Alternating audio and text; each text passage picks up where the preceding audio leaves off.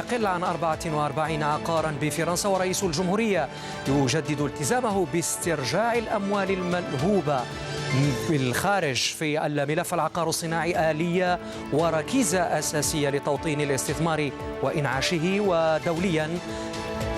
ودوليا انعقاد الدورة 16 للجنة الثنائية الاستراتيجية الجزائرية المالية.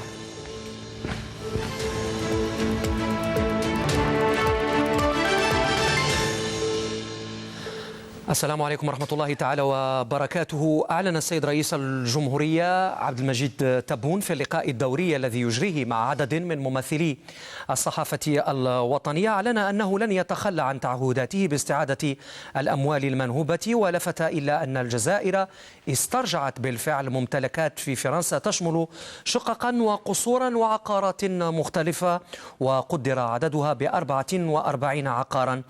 نستمع إلى تصريح السيد رئيس الجمهورية. Par rapport à la récupération de l'argent volé et placé à l'étranger, c'était l'un de vos objectifs essentiels. وين راهي وصل العملية درك؟ رأس لان دي اوبجيكتيف اسونسيال، انا قلتها وجاوبت مرارا على هذه النقطة هذه على اساس اعطيني حكم نهائي. الاحكام ماهيش نهائية، اغلب الاحكام على الناس هذو راها في استئناف على مستوى المحكمة العليا. أنا انتظر في الأحكام، لأن الدول اللي نتعامل معها دول تتعامل بالقانون، ما تعاونش بالعاطفة ولا بالإرادة السياسية ولا غير إرادة. هو جلس النبض مع الدول الأوروبية كلها مستعدة لهذا باش تساعدنا في هذا المسعى، مسعى استرجاع الأموال تاعنا واسترجاع ولو العقار ولو هذه فيه وانتم راكم تلاحظوا فيه دول، لأن الشيء اللي صرا أولا متورطين فيه شركات أوروبية، هذه الرسول فاكتوراسيون، هذه تضخيم الفواتر والى آخره. الأموال التي سرقت استثمرت في أوروبا، ما استثمرتش هنا. الزيارة الأخيرة تاع وزيرة العدل السويسرية داخلة في هذا النطاق؟ داخل ما مستعدين، قلت لك مستعدين كلهم. الاتحاد الأوروبي مستعد، لأن الاتحاد الأوروبي ما يرضاش لنفسه باش يكون هو شريك تاع إنسان سرق بلاده وسرق هذه وسرق. إن شاء الله إن شاء الله في هذا الشهر هذا تجيكم معلومات تفرحكم إن شاء الله، تبدأ بداية هذا الشهر هذا إن شاء الله. بدينا بالعقار تاعنا، بداوا السفراء اليوم يرجعوا في العقار. شوف السفير نتاعنا في باريس رجع ما يقارب 44 عقار تاعنا، منها سكنات نتاع 8 غرف، منها دي شاطو، منها كذا. أما بدينا نسترجعوا. أنا راني عند القرار تاعي، ولكن مرة أخرى مانيش نبرر، ولكن الظرف ما ساعدناش. ما نقولش على المرض نتاعي، ولكن على الجائحة بصفة عامة، ولا قلة إمكانية التنقل. اليوم باش نبعث أنا ناس لأوروبا مع الشيء اللي راه صاير فيهم، دولة فيها 50,000 حالة في النهار والأخرى عندها 30,000، وهذه ما نغامروش بالإطارات تاعنا. إن شاء الله تهدى الأمور ونبعثوا الوفود اللي لازم نبعثوها وين لازم نبعثوها باش يكون فيه الجواب، باش نهني المواطنين والمواطنات. أنا ما نتخلاش على هذه، توعدت ويكونوا نرجعوا دراهمنا ونرجعوا العقار.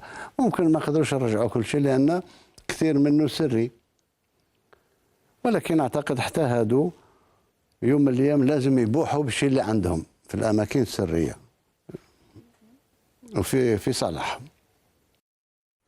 إذن هذه طبعا أبرز التصريحات التي أدلى بها السيد الرئيس خلال هذا اللقاء الدوري مع ممثلي الصحافة الوطنية، ومن خلال طبعا هذا اللقاء جدد التزامه باسترجاع الأموال المنهوبة في الخارج. ضيف الحدث في الجزائر مباشر الأستاذ عبد القادر السوفي، أستاذ العلوم السياسية والعلاقات الدولية. أستاذ سوفي مرحبا، وشكرا على قبول استضافة الجزائر مباشر.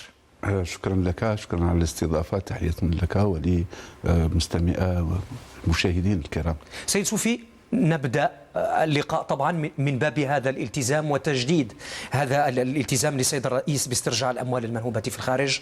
في نظرك ما هي قراءتك وفي نظرك إلى يعني هذا الالتزام سيأتي بنتائج، يعني حتى قال حتى في نهاية هذا الشهر؟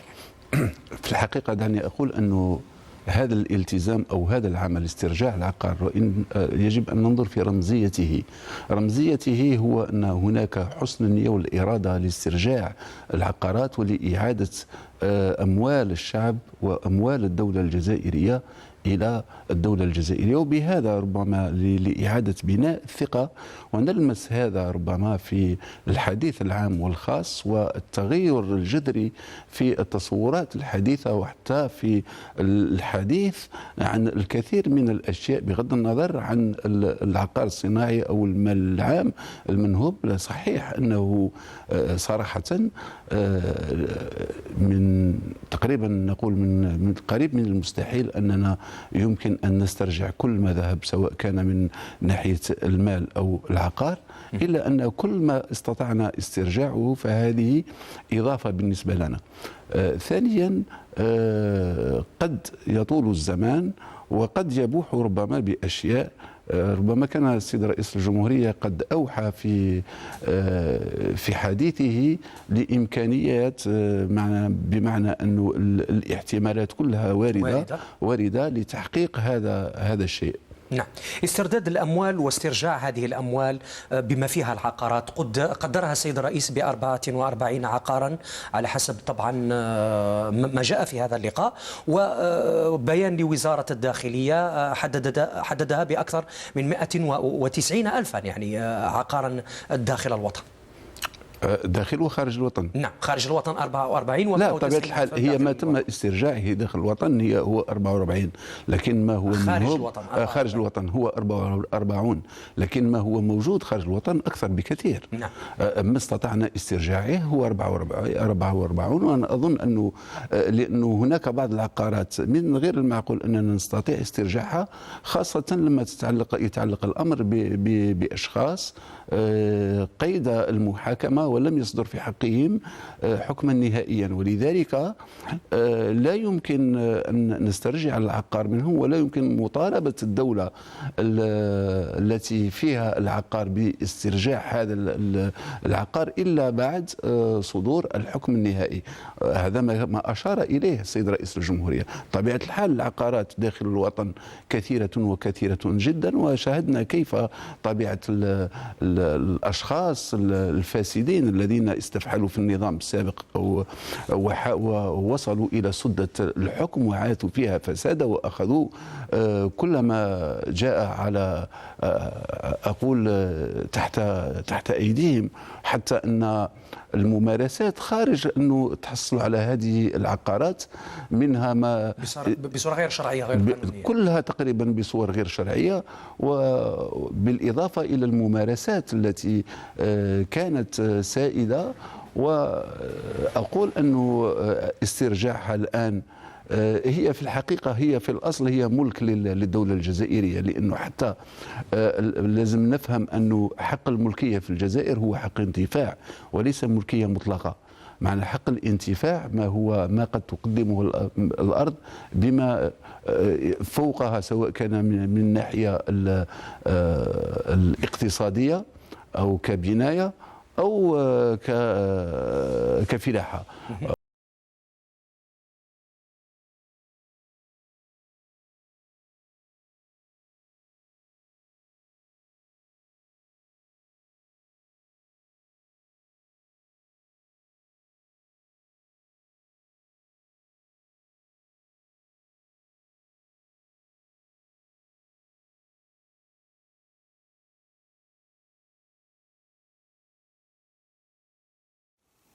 بسم الله الرحمن الرحيم.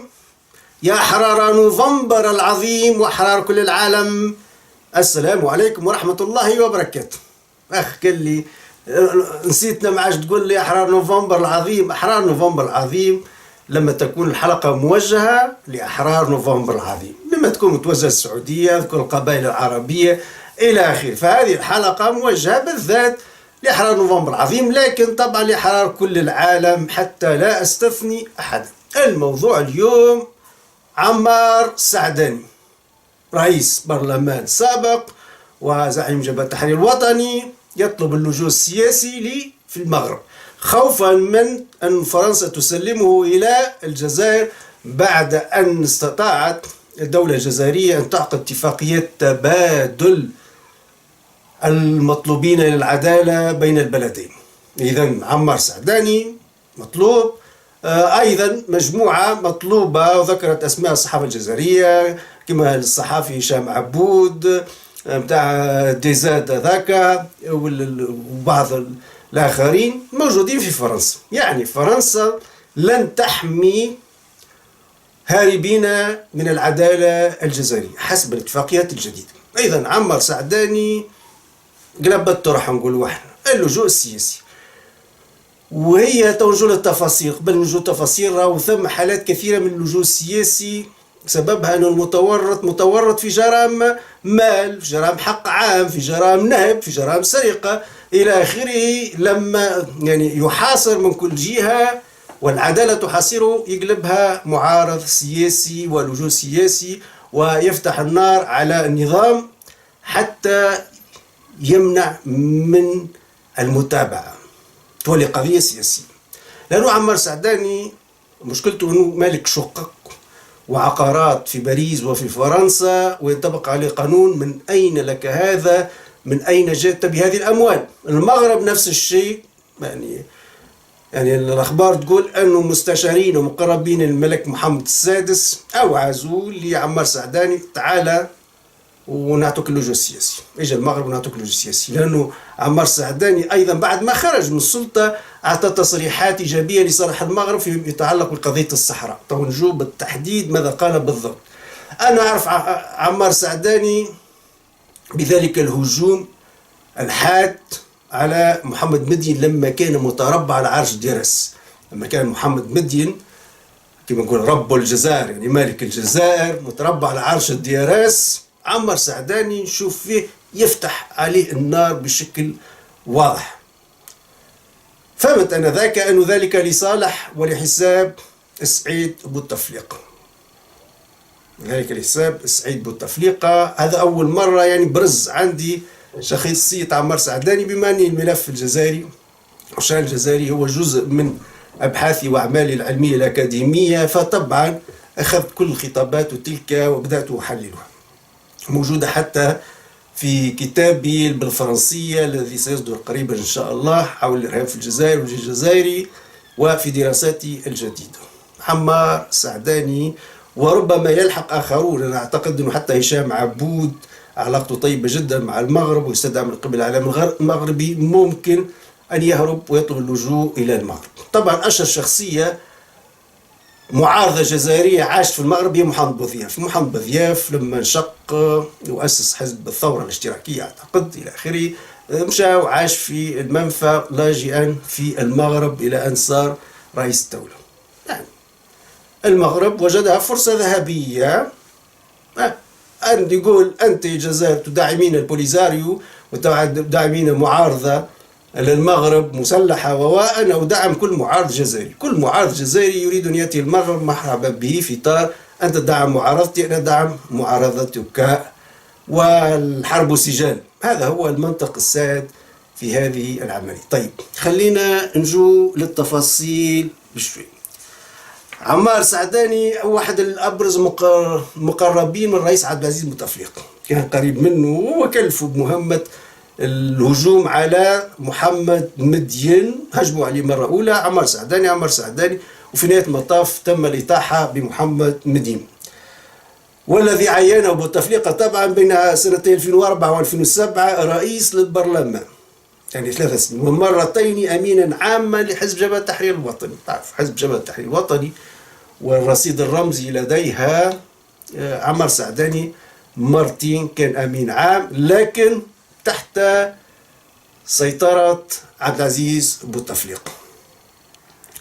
من كشف الخبر هو صحيفة الجزائرية لسواع دالجيري. لسواع دالجيري هي كشفت الخبر، أنا قريته اليوم في موقع الخبر. يوميا نمشي الخبر الوطن وبعض الصحف الجزائرية، وهذه عادة قديمة عندي، هذا شغل يومي يعني مع القهوة أنظر في هذه الصحف. أنا أكثر الأخبار قراءة.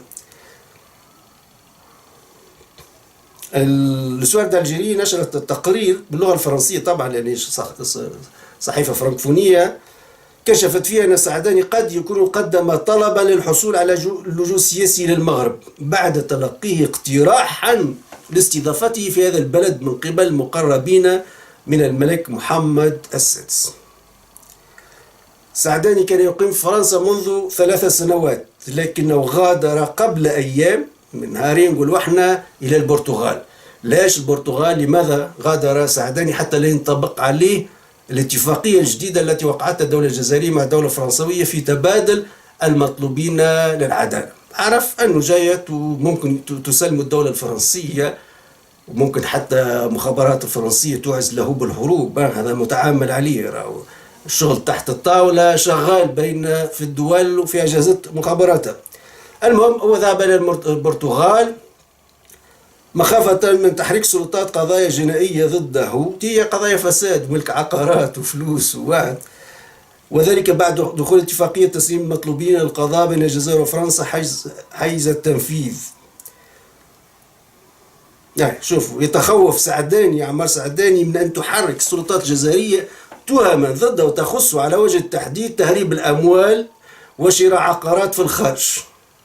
على الرغم من السلطة الجزائرية لم تصدر رسمية ما يتعلق بسعداني قضائيا بخصوص تسليم المطلوبين قضائيا، يعني ما زالت ما عملتلوش ملف إلى فرنسا، لكن هو طبعا استبق.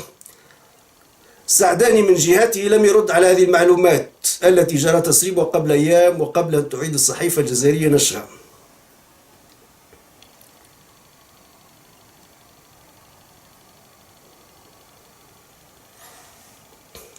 ونذكروا هجومه على محمد مدين توفيق، كان هجوم كاسح، نذكره مباشرة كنت نسمع فيه حاد ولاذع من قبل سعداني، هو يتهم محمد مدين بالعمالة لفرنسا ومحاولة تدبير انقلابات وقلاقل في البلاد ضد الرئيس السابق عبد العزيز بوتفليق.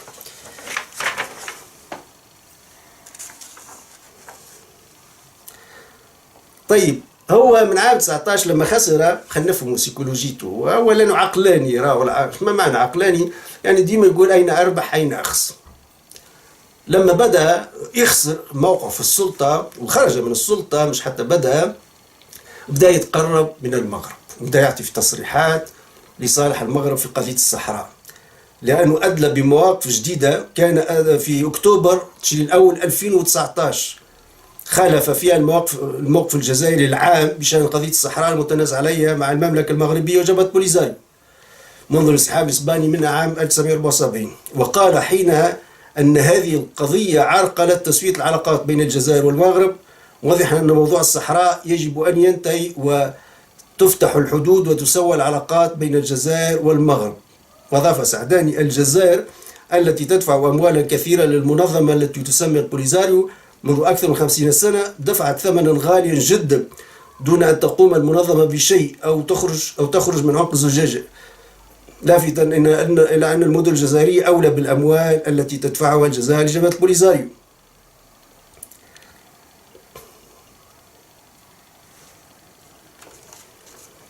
قال أيضا عمار سعداني المقيم بفرنسا قبل مغادرته مؤخرا للبرتغال في تصريح مع موقع كل شيء عن الجزائر TSA معروف هذا الموقع: أنا في الحقيقة أعتبر من الناحية التاريخية أن الصحراء المغربية وليست شيئا آخر، واقتطعت من المغرب في مؤتمر برلين، وفي رأيي أن الجزائر التي تدفع أموال كثيرة المنظمة التي تسمى البوليزاريو منذ أكثر من 50 سنة دفعت ثمنا غاليا جدا دون أن تقوم المنظمة بشيء أو تخرج من عنق الزجاجة. يعني نفس الكلام قلنا هذا. إذا واضح، حسبها ذكية، نقول سيسلم من قبل الدولة الفرنسية إلى الدولة الجزائرية بتهم فضيحة، هي تهريب أموال وفساد وامتلاك عقارات في فرنسا في باريس وغيرها وشقق إذا أنا أصبح معارض راديكالي. ثم المدى من 2019 أن الكلام هذا ما قالوش وهو في السلطة، لا ولا هو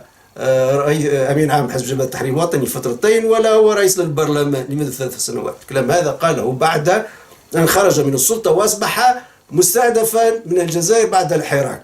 إذن قام بعملية هروب إلى الأمام. بدأ يغازل في المغرب عبر التصريحات. الرسالة وصلت: مرحبا بك، أنت ضيفا لاجئا سياسيا في المغرب محمي. الدولة الجزائرية لا تستطيع طبعا أن تطلب من المغرب لأنه ما عندهاش اتفاقيات مثل الدولة الفرنسية. لكن ثم أسماء أخرى أيضا كما قلت في فرنسا معارضة جزائرية وعندها يعني ملفات قضائية وأحكام، حتى كما قلت هشام عبود وديزاد، ثم أحكام قضائية ضدهم. فإذا ربما يهربون إلى المغرب عبر البرتغال أو دولة ثالثة، لأن الدولة الفرنسية ستسلمهم للدولة الجزائرية حسب الاتفاقية الجديدة بين البلدين. وشكرا لكم والسلام عليكم ورحمة الله وبركاته.